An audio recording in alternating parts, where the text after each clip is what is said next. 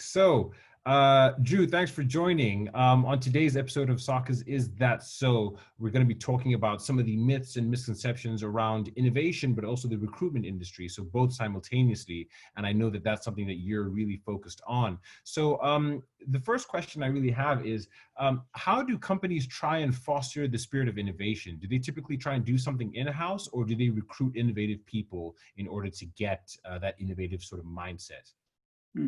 Yeah, I think it's a good question. I think it's a combination of both. So there's definitely a push on trying to hire people with an innovation toolkit or background to try and bring that outside in thinking or creativity. But actually, I think it comes from the top of a business. So the ability to create a culture of innovation where everyone can get involved. I think innovation is something that happens at all levels of the business. There might be someone facilitating or leading it as a discipline or a role. But I think through lowering barriers internally, getting people involved in idea generation and new thinking is how you really foster a spirit of innovation. And I think by bringing people in who've got a background in innovation, it allows for new thinking, trying new methodologies, and again, bringing that outside in perspective. But I think it really comes from the top. So having a culture that really allows for people to get involved is the main thing. So having that board level or senior level buy-in to the importance of innovation, which I think particularly in times like now where the world is in complete flux and things are changing, innovation is more important than ever. Lots of companies are needing to relook at their businesses, whether that's their model, how they engage with customers. So I think innovation will become more and more prevalent. And I think that will call for all areas of the business to really get involved. So it's really coming from the top, but bringing in some of that outside perspective and new ways of thinking and working, whether it's design thinking or a different type of methodology, which might unlock some new opportunity spaces. So I think that's probably what I would say. Yeah, it sounds like innovation is something that can be culturally fostered, whether it's bringing people in or from the top down, as you mentioned. But is it really the case that innovation is something that can be taught, or is there sort of like a natural talent to it that some people are just more innovative than others? Yeah, again, I think it's a good question. I think my answer is probably yes and no. I think anyone can get involved in innovation. I think great ideas come from people coming together who've got different outlooks or different perspectives. But I also think that the ability to think about the what-if scenarios and outside of the box takes a certain type of person. And I think training, whether you attend a course, you can pick up some brilliant skills. But actually, I think the ability to take creative leaps and what a lot of people say is the fusion of left and right brain thinking, it is kind of a mindset. And I think you're normally one of those types of people. Entrepreneurs are always very innovative, and they are slightly different from a lot of people. They take lots of risks, they take creative leaps. So I think it is normally kind of inbuilt into you. I think great innovation happens when people have that blend of idea development and the ability to think about the strategic or the commercial side as well. So I think it is something that is hard to teach. I think you can be involved in the process and you can certainly learn different methodologies, but it is very much a mindset. You are either someone who is a risk taker, takes leaps, can see things other people don't see, can cut through the clutter and spot the trends or the opportunities. So I don't think you can really teach that stuff. But that being said, innovation is something everyone can be involved in, just at differing degrees. So I think the people that are leading and facilitating it are perhaps those people that have experience in either doing it or other people that are able to see things from a different angle, think outside of that box, do things other people might not have thought of. And I think it's quite hard to teach some of those things. I think you either have that type of mindset and outlook, or you don't. So that would probably be my view. I think lots of people would debate it and many would think you can learn it, but I think that ability to really see what others don't is very hard to teach. Man, it sounds like it must be really hard to recruit for innovative roles, because how exactly do you judge that, right? I mean, on someone's CV, if they're not very good CV writers, it might be hard to actually judge, is this person a good fit for this role? Or how innovative they are. What are some of the frameworks or ways that people can judge, or maybe not say judge, but analyze or assess how innovative someone actually is? Is it up based on how many patents they have? Is it based on how they present themselves? I mean, how do you do that? Yeah, I mean, great question. So we're still trying to figure that out. Nearly 10 years in, we're trying to crack that. But I think the reality is that LinkedIn's brilliant. It's a great self-promotional tool, and it's great for that. But I think the ability to look at your innovation capability, LinkedIn cannot do that. So I think you break it back down to the idea that innovation is the beauty of simplicity.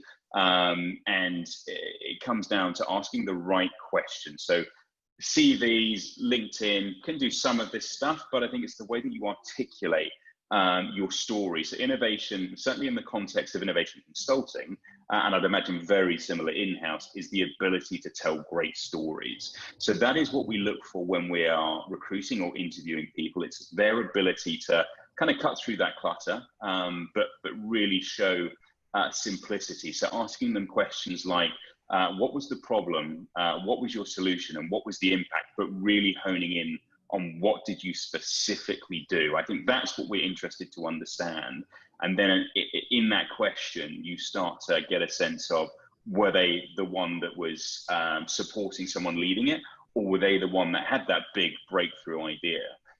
So I think it's asking those types of questions, and that's often what would happen. People will put a profile on LinkedIn or create a resume and send it through, and our role is to cut through that, ask probing questions which focus on what did you specifically do. It's less about the innovation methodology or the jargon, it's what was your eureka moment? How did you develop the idea? How did you take that into market? How did you get buy-in? Those are the types of questions that we will be asking, and I think you can articulate some of that stuff on LinkedIn, but it goes back to that idea of, can you tell a brilliant, compelling story? Because that's what it's all about. Can you get buy-in from a client if you work in a consultancy, or in-house? Can you get buy-in from the finance team or whoever's in control of that budget? So it's that storytelling ability that you can do. Hence, books are out there, people tell great stories, but the ability to do it in a room and really capture and engage an audience is something that I think you can only test when you have a face-to-face conversation or a phone call. It's to see how they tell that story and talk through their specific role. So I think, I guess a bit of both. I think you can do some of it in LinkedIn, but actually it's when you're in that room with either the recruiter or the hiring manager, it's that story telling in a really engaging way that showcases what you specifically did, whether that's a piece of work or a case study that you're talking through.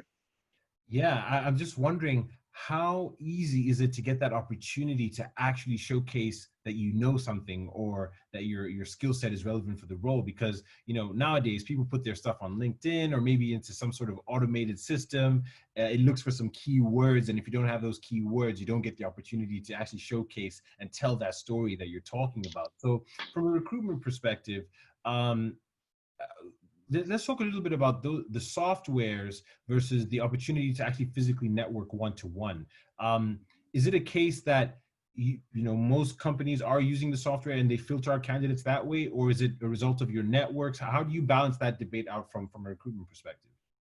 Yeah, again, a good question. I think for us, we typically don't work on a skill basis. So I think if you're recruiting for a technology job, you can search across technology languages or specific skills.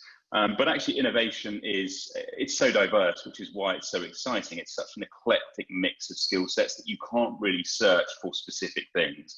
I mean, you can break it down. If you want to be putting keywords in your CV, you might want to talk about idea development or facilitation or workshops or business models, depending on which spectrum you sit on, be that the idea side or the commercial side. But I think for us, we don't tend to search against specific skill sets. I think it's more about a combination of different things. So we use LinkedIn. We might search against specific companies, and I know that alienates a lot of people, so it's not the best piece of advice that I can give. But innovation is a fairly incestuous space, particularly on the consulting side. So most people know the key players, and I think that's what we've built that knowledge over the last 10 years. But I think putting in some of the keywords is important. So the ability to translate an insight into an idea, that type of terminology, and then you back that up with a story, But for us, it's thinking about who are the people that have got really interesting experiences. Not so much about the company. I think there's a bit of that, but who's got really interesting experience? Who's talking about creating breakthrough propositions or new customer experiences? And it's getting that type of terminology so you don't miss out on that. I can't be searchable because I've got nothing. As long as you have some of it, I think that's fine. But I think for us, it's looking at key pieces of experiences versus Boolean searching, where we might stick in innovation or a particular type of methodology. It's more about the way that you tell your story. And most people for us apply for jobs. So we actually get the opportunity to look at people's resumes or CVs. So hopefully it gives people more of an opportunity. I think don't wait there to be found. Go and find a job. Cover letters don't really exist nowadays. They very rarely get read. I think a lot of people still do them, but the reality is they do not get read. Again, it goes back to the notion of innovation is the beauty of simplicity. Tell that story in a very clear, compelling, engaging way, and you can capture that in your opening profile of your CV. If I was to say, how do you structure your CV? It would be opening profile. It should be clear, concise, to the point, but it should not be can-do, team player, all of that, all of those buzzwords that you learn when you're at university. It's more about, here's some impact, here's something I've done, here is something that is specifically relatable. So I have experience in proposition design and I've done this. There's something tangible straight away. And then you might have his 3 to 5 highlights. It's those types of things that help you stand out and tell your story that will get a conversation with either a recruiter or a hiring manager. And I think that's specific to innovation. As I say, technology, it's more about key tools, software, languages that you've got experience in. But for innovation, you can almost throw away the rule book in that it's such a mix of different experiences and skills, so you can't really hone it in on one thing. So I think, again, it's that storytelling, getting it right in your opening profile. Do not be one of those people that is sitting there waiting for someone to find you. Be proactive, get in touch with recruiters who specialize in that space. And I don't know how many of recruiters there are out there. We do that, and I'm sure there are others. But be proactive. We're always giving CV advice. And I think that's something people should be proactively asking for, particularly now when people maybe in unfortunate situations. Use this time to get your CV right. So when the market does pick up again, you're in a really strong place. Yeah, I kind of faced this dilemma myself when I was thinking of how exactly should I format my CV? Should I try and make it cool and hip and, use all sorts of cool graphic designs and things like that to make it stand out? Or should I follow the regular run of the mill? And I try to gauge it towards the company I'm applying for or the recruitment agency that I'm speaking to. But in your opinion, number one, is it better to try and do something cool and innovative on your CV so that it stands out, or on your portfolio, whether that's online on LinkedIn or something like that? Should you try and stand out from the crowd? I guess that's my first question. And then the second thing is, does that actually work? I mean, does the actual end consumer or the recruiter gravitate towards that and think, wow, this person is thinking outside the box? Yeah, I think it's a bit of both. I think that the key thing here is, if you're going to create a CV that isn't kind of standard, what people expect, make sure people can open it on multiple devices. I think that's kind of the most important thing. If you create something that looks amazing, but the formatting is completely out versus Microsoft, Apple, make sure it works on all devices first. But I think the ability to stand out is a good thing. So I think if you can add in a bit of that, then brilliant. But fundamentally, I think people expect a CV to look like it should, or look a certain way. So I wouldn't deviate too far from, this is what people are used to seeing. They know how to read it. It's got a chronology of, this is what you did, this is that. So I wouldn't deviate too much. I think you can tell a really interesting story that makes you stand out in your profile. For me, that would be my suggestion. I think if you sit in design, then yeah, a portfolio is massively important. And again, there's a separate debate around what should a portfolio look like, how many pages should a portfolio be. I think the answer to that is, it's probably 10. Pick your best pieces of work, and the design piece is the same as the strategy and innovation side. It's what was the problem, what was the solution, what was the impact, and what did you specifically do? If you can lay out your portfolio answering those questions, it makes it really easy to read. So I think, yeah, the answer to the question is I wouldn't deviate too far away from what people expect to see, but make sure you say something really interesting or there's something exciting right at the beginning. Because if there isn't, they may not go further than that opening profile if there isn't something that captures their attention. Yeah, I've never seen some very cool ones before. I saw someone create like a Mario game or something like that, and you had to go through different levels to see what they did in their career. Yeah. It kind of went viral online, and I was wondering to myself, did that actually end up with a job offer from it, or were people like, this guy's way too wacky, I'm not Yeah. just going to hire this guy to, you know, work in this kind of environment that we have here? But I'm sure you've seen some crazy examples on your side as well. Yeah, and I think that stuff is good. It's memorable. So actually, I do think that's good. I think there's a difference between, are you sending your CV to a recruiter? So I think if you think of recruiters might get hundreds of applications in a day for a job. So they've got that process of going through. So yes, there's a piece of, oh, I really want to stand out. But there's also the reality that I've actually got to get through lots of CVs. So if there's easier ones to read and then you're thrown off by something else, it's either a positive or a negative. It goes one way or the other. But I think if you're applying for a specific job with a specific company, that type of approach could really play in your favor. It's memorable. They're not looking at loads of CVs like a recruiter might be. So yeah, I think it could work. And I think the age that we're in now is video interviewing. That's the reality. So it may not be just about a CV now. An application for a job might be record a video, talk about your story, tell me your story, tell me your CV, bring that to life in a video. So I think there's a really interesting thing happening here with the market at the moment. And it's, you know, in all different spaces, but for recruitment and hiring and talent specifically, there's a different way of applying for jobs. And it hasn't all happened yet, but you can see the trends. Video recruiting has been going on for a while, but now it's video applications. So there's lots of things that are changing. So actually people might want to think about, yeah, I can write a brilliant story. My narrative is great, but can you tell that story? So if your CV is now a video, then it's quite different. So it's, you know, how do you present yourself, tone of voice? And I think just picking up on one point you mentioned earlier, you should really spend time thinking about the person you're applying to. And I think the recruitment agency should be there to give you advice when you go through to actually applying for a specific job. But if you're going direct, look at the company's website, look at their tone of voice. How do they talk about themselves? Try and relate to that, because values are so important. They're a big part of the recruiting process, particularly if it's an HR person versus a practitioner looking at your experience. So look at the tone of voice, look at the type of work they do. Think about how you can bring your story and align it with the type of work they do, the tone of voice that they've got. And then I think that in itself gives you a slight advantage on the person that's just fired out an application and not bothered to really do their research. So research matters. And if you can articulate that in your CV, then I think it really helps you stand out from the crowd. Yeah, and the recruitment game is changing so much. You mentioned like video. I'm on the AI panel, and I remember they were saying video is now going to start assessing things like body language and, you know, how confident you speak, your posture, and all that kind of stuff. So it's getting really granular. Yeah.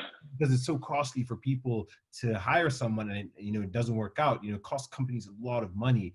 But it's a good thing and a bad thing, because you don't have to waste your time getting in the tube, going all the way across town to interview. You can just do a Zoom call or whatever it is, and then AI is making it a bit more efficient. But there might also be the opportunity to present bias in there, right? AI could have a bias against people that speak a certain way. They might be brilliant at what they do, but maybe they're not the best communicators, or maybe they were a bit slouchy that day or something like that. But do you see any biases that currently exist? And then do you think these new technologies will reinforce the biases, or will they remove them in some way? Mm-hmm. Yeah, and I think there's a couple of different points to that. I think there's a real push around making sure that there is equality, diversity, inclusion in all walks of recruitment now. So a lot of things that we have seen over the last few years are completely anonymized CVs. So a lot of companies are saying, we just want their experience. That is all we want to look at. And I think when you take that away and you start looking at video interviewing, I don't know if it then brings back some of those biases. So I think that's one thing to to perhaps think through. But I think there are lots of positives. I think the idea of what you've just said around, I didn't have to go on the tube. I think that saves people a lot of time. Because, I mean, let's face it, I think if a company's looking for passive talent, so people who are not proactively applying for jobs, people who are in a job right now, they don't have time to travel for interviews. And that's not saying they're not interested, but I think the idea of video interviewing gives people a greater opportunity, or more people the opportunity to get involved. So I think there is actually some really good inclusion in that. But I think, yeah, you're right. There could be some new biases that come through, and whether AI through video is fully accurate is yet to be seen. And I think there's that, but then there are psychometric tests that are starting to become a bigger thing. So we're thinking about, do we need to integrate some sort of testing? And I don't know what the specific testing is, and perhaps it's more gamification. But bringing in something to go beyond just a video interview or a phone call with a person, because that is just one thing. I think it's probably the most important thing, but are there other pieces of information using AI or different pieces of tech to showcase a person in a slightly different light or from a slightly different perspective? So I think it's a combination. For us, 2 years ago, it was, we met someone and our value was kind of the human touch of, this is why we specifically think that person is right for your business based on culture, but also based on experience. And that in itself, I think, is still the most important thing. But the beauty of video interviewing is we can save people time, we can do more. And I think people just need to practice. And I think, I mean, I'm on Zoom calls every day, whether that's work, also catching up with friends or family. So people are becoming more comfortable with it. And it's just going to become the new normal, because I think in everything that's happening right now, can the world go backwards? I don't know. I don't think people are going to return to what was normal in January.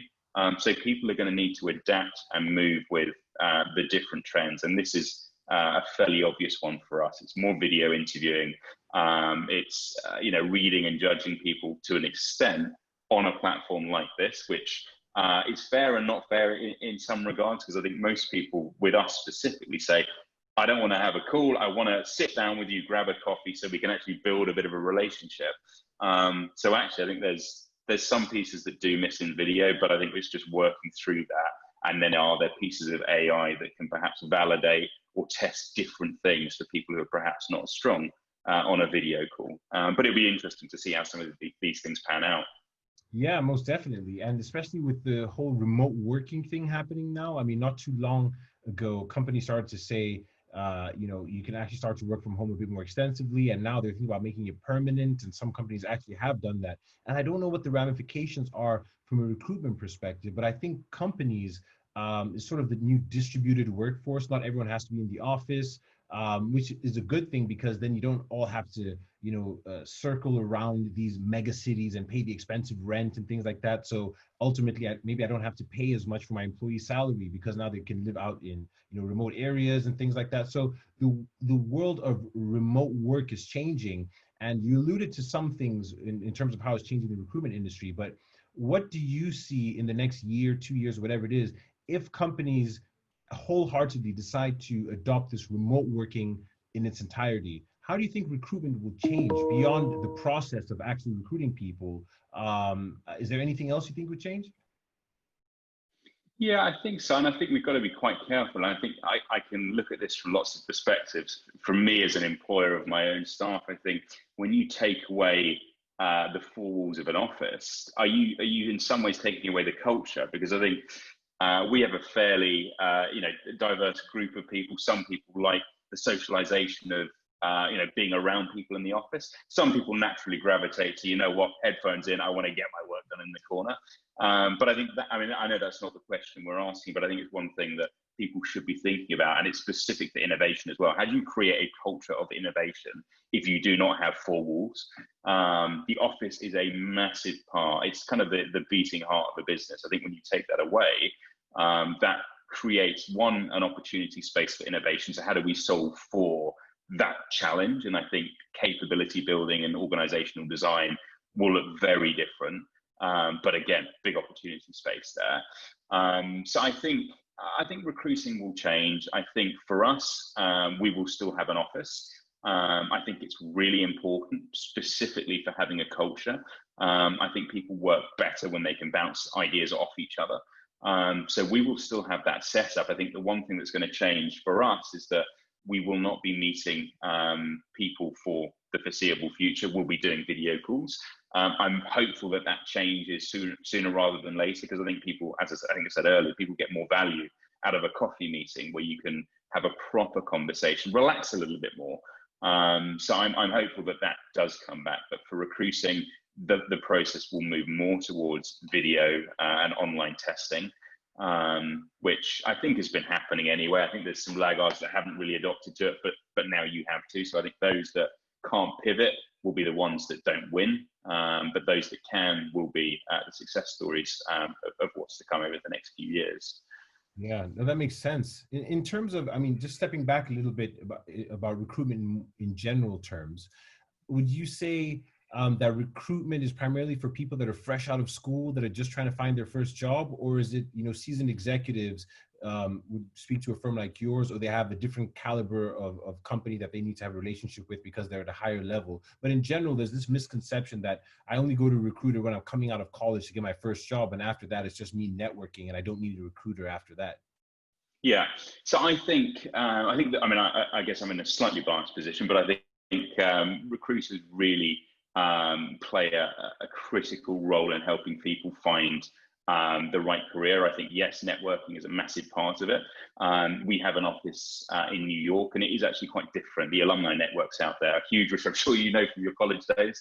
But I mean, and innovation is fairly, I think, which I talked about earlier, fairly incestuous. So lots of people know lots of people, but actually that's a small pond. The innovation industry or sector is exploding. So actually we need to go much further than that and look at different skill sets. And I think that is where a brilliant recruiter is absolutely paramount. So I think finding a recruiter that understands the space is critical. So I think for us, we've got a nice mix of people. So we do have some junior people who are brilliant at researching, and they play an absolutely vital role in what we do. But we've got lots of people who are ex-consulting, people who've worked in innovation, so they're able to have a proper conversation. I think the one thing, if I was looking for a job in innovation, the thing that would probably really frustrate me is talking to a recruiter who just didn't get it, couldn't ask the right questions, and was looking for a bunch of checklist boxes on your CV, which I think goes back to what I was saying we don't do. So I think recruiters really do play a role. I think the reality is if you find a great recruiter, they will have better relationships. And I think the relationships that we have with our clients allow us to have both speculative and proactive conversations because we've got the relationship. And I think going direct to a company, whilst people might think, well, actually the recruiters get paid a fee. If I go direct, I cut that out. Perhaps I'm more appealing to a company. That's not always the case. I think that the reality is clients come to us for one of a few reasons. It's normally, I don't have time for this. And if it's a small business, I've got priorities. I need to be focusing on other stuff. So recruitment, talent hiring, that's your thing. So I think people need to have, I guess, an open view on why recruiters work, but just make sure you pick the right one. Make sure when you have that first conversation with the recruiter, they get what you do. If they do not get what you do, move on, find someone else, because the reality is they will make the wrong match. They'll send you the wrong opportunities. And then it's just a waste of time for everyone, for the recruiter, for the person, and then potentially the company if it goes that far in the process. So make sure the person you speak to gets what you've done. And innovation is such a kind of new but also nuanced area. So there's not many people that get it, but there are recruiters that do. So it's trusting the recruiter. You can test a lot of that in the first conversation, but also ask them, who are your clients? What is your relationships? We've got a market map that kind of showcases the world that we play in. And I think that in itself is a really powerful stamp to say, yes, they are in the right space. But have that conversation, sound them out. If they feel right, then you've probably got a really good ally in seeing lots more opportunities. And I guess just to give you one other quick point on that, think about it from an estate agent's perspective. There's loads of houses online, but the estate agent probably has a bunch of others that haven't been marketed yet. It's the same with recruiters. There's lots of opportunities that aren't online that we have because of the relationships we have with our clients. They give us the opportunities first, almost exclusively, I guess, in the same way that you might be selling a house. So that is another reason to speak to a recruiter, is to get a wider perspective of the jobs out there, but also their ability to not only look at the skills, but also say, I know this company, I know their culture, this would be a great fit, or it wouldn't be a great fit from you. So yeah, I think those are probably the reasons why recruiters can still be extremely useful, particularly in niches, and innovation is one of those. But finding a good one will be an absolute lifesaver. Finding a bad one will just be really frustrating.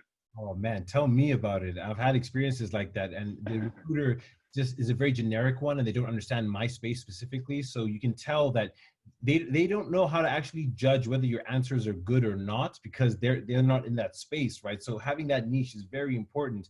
And then secondly, something that you mentioned, which was pretty key, was, yeah, not all jobs are advertised. I remember seeing somewhere that it's like less than 15% of all jobs are put out there into the public, right? It's all about networks and things like that. So that's a very key advantage to it. And last but not least, you touched on the fees. And one misconception I'm thinking of here is, that recruiters don't have to charge for their services, or at least they don't charge the end client, or the person being recruited. They charge the main company.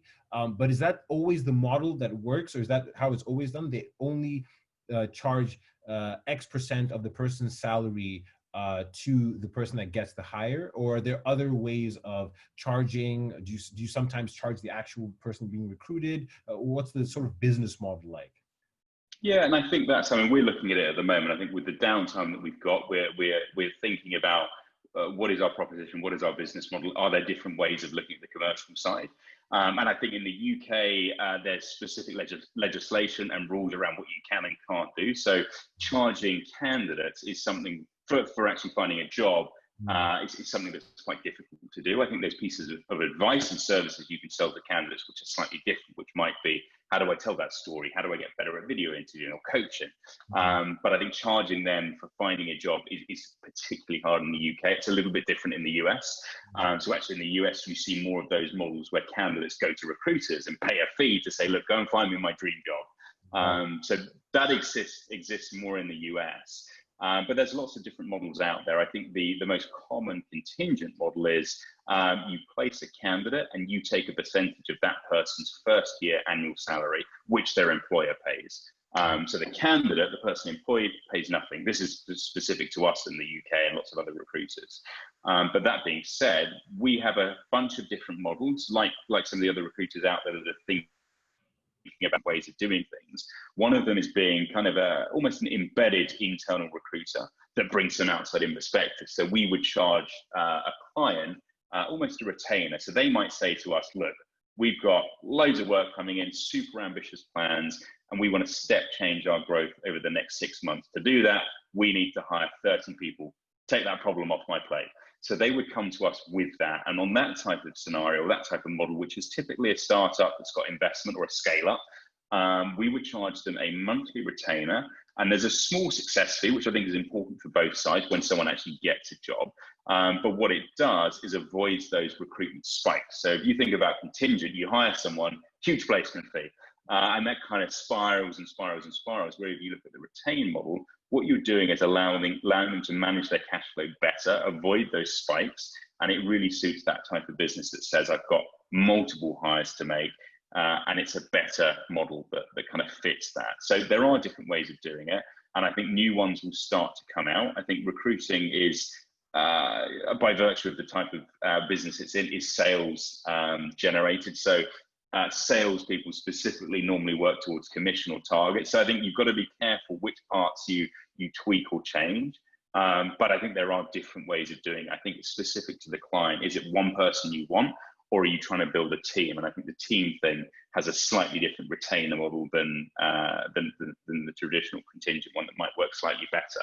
But I think there'll be new things that continue to come out. Yeah, no, that makes perfect sense. Well, thanks for your time. Is there, if people want to find out more about you and your company, where's the best place for them to find you? So the best place is our website. It says bamboocrowd.com. And we've got a bunch of different pieces of content on there. So there is a jobs page if you want to find jobs, get on the website. There's also some content around getting a career in innovation. So there's lots of pieces on there. So that's probably the best place. We're on Twitter, LinkedIn, Instagram, all of those different places as well. But I think our website is probably the best place for hopefully some insight and inspiration around the different bits and pieces that we do, but also importantly, the jobs that we actually recruit. Fantastic. Well, thanks, Drew. Pleasure. Thanks, Saka.